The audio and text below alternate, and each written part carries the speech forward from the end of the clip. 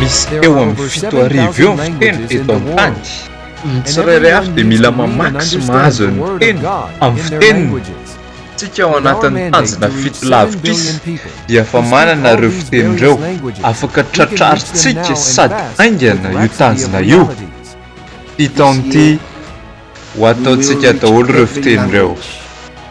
Manana 704 arivo fiteny amin'ny Rhapsody io zao tsika amin'izao.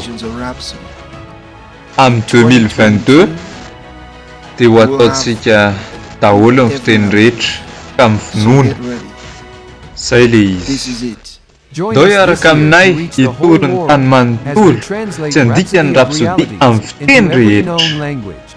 Raha nieritreritra ianao fa tsy azo atao zany. Tsy efa zay ihany ve le nieritreretinao alohan'ny nahatongavantsika teto? So dia tsy fantatrao ary fa le nitanterahantsika teto dia le niverina fa tsy hay atao hatramin'izay. Tokony ho fantatrao ary fa ilay Andriamanitra natanteraka an'izany ilay momba antsika ankehitriny. Efa niteny izy fa manana ny zavatra rehetra ilaina, ny zavatra mety ilaintsika rehetra. Efa nataony vonona ny rehetra. Na ireo olona izay mety ilaintsika azy, nampiantsika amin'izay tokony atao rehetra dia ho avy amin'ny firenena rehetra amin'ny alalan'ny herin'ny fanahy masina. Dia tanteraka izany. Itaon'ity 2022 ataony izany.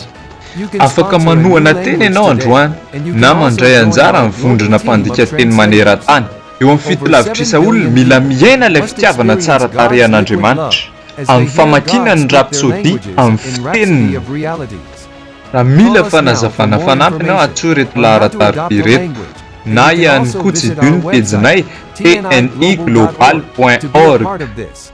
Ahin'Andriamanitra ianao.